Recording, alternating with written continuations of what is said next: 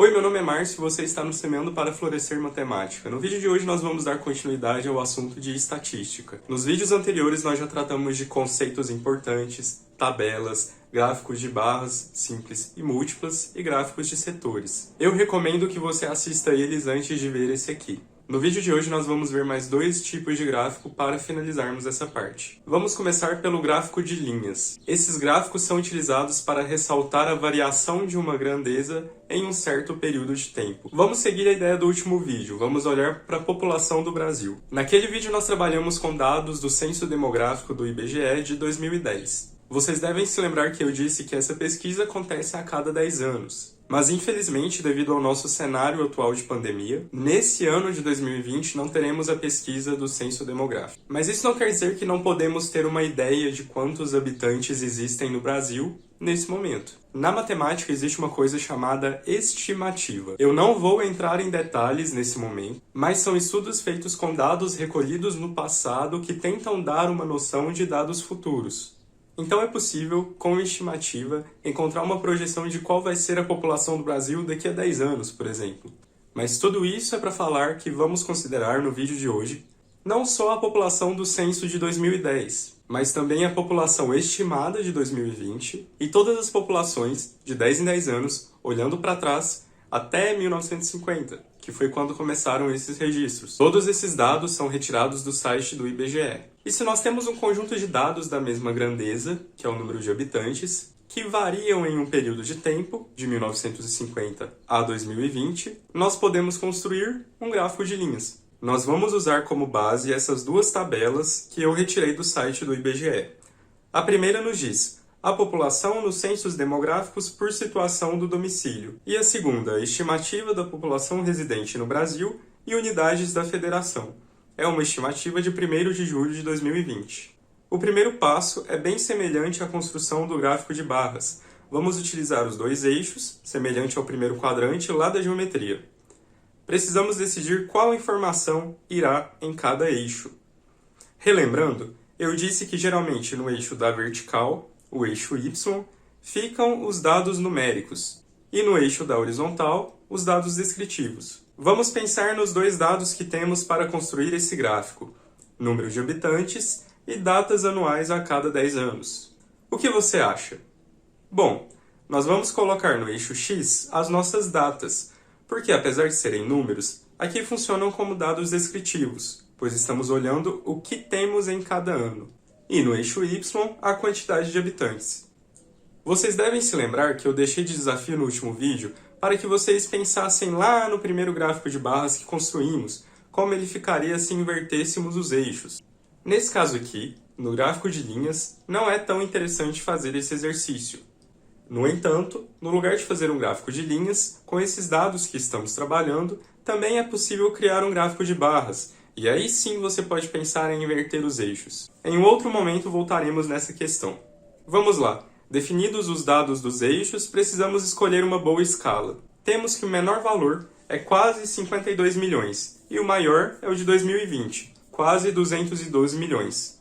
Eu acho que podemos criar essa escala até o 225 milhões, dividindo a cada 25 milhões. O próximo passo é o mesmo que fazemos no gráfico de barras.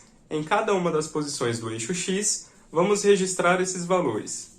No lugar de subir uma barra em cada posição do eixo X, vamos apenas marcar o ponto que determina a posição do nosso valor da população no eixo Y. Podemos usar uma linha vertical para nos auxiliar nesse processo. Você pode fazer de várias maneiras. Agora vem uma dica. Você percebe que na faixa de 0 a 50 milhões não temos nenhum ponto marcado? Nós podemos ocultar esse pedaço da escala no nosso gráfico, para que as outras divisões fiquem maiores e possamos ver com mais detalhes. Atenção! Podemos fazer isso no gráfico de linhas, pois o que interessa aqui é perceber a taxa de variação, nesse caso, de crescimento populacional.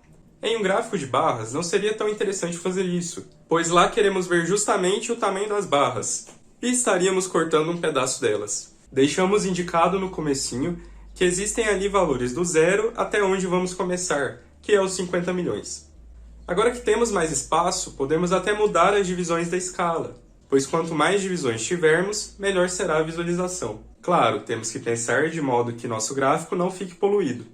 Vamos mudar as divisões dessa escala para 15 milhões. Pronto! Esse é um exercício que você pode fazer no início de um gráfico de linhas. Observar o menor e o maior valor e imaginar se existirá algum pedaço em branco no seu gráfico que possa ser omitido. Agora, finalmente, vamos fazer o que dá nome ao gráfico. Ligar esses pontos com vários segmentos de reta. Adicionando o nome do gráfico e a fonte, esse é o nosso resultado. Observe que podemos ver, pela inclinação de cada pedaço dessa linha, a variação do crescimento populacional. Quanto mais inclinada para cima, maior o crescimento. Note que a inclinação de 1980 a 1991 é maior que da de 2000 a 2010. Isso quer dizer que a população cresceu mais dos anos 80 aos anos 90 que de 2000 a 2010. Como podemos tirar a prova real? Vamos olhar para os nossos dados originais e fazer a diferença entre esses anos. De 1980 para 1991, a população aumentou 25.766.886 habitantes. Já de 2000 a 2010, o aumento foi de 22.673.234 habitantes. Não é interessante formar esse conhecimento apenas analisando o gráfico, sem fazer nenhuma conta? Nem sempre é fácil notar essa variação na inclinação dos pedacinhos da linha, mas é só analisar com calma.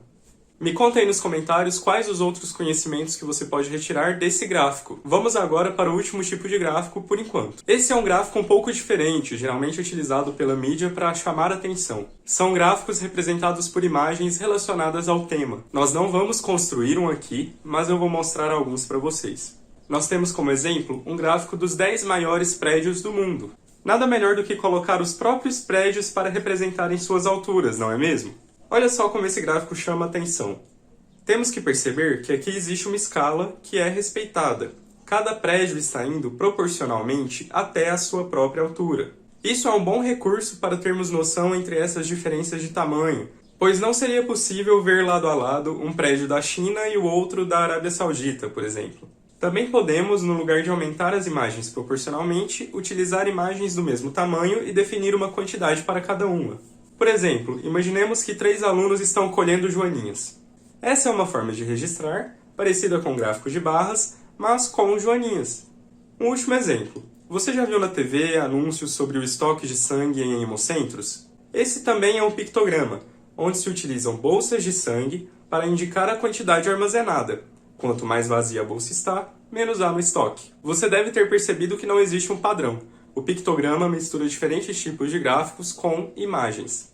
E pode ser uma forma mais atrativa de passar informações. Bom, só para revisar, nós já vimos aqui na parte de estatística alguns conceitos, como transformar informações de texto para tabelas e gráficos, e de tabelas para gráficos. Agora fica o questionamento. É possível passarmos de uma tabela ou de um gráfico para um texto? Como fazemos isso?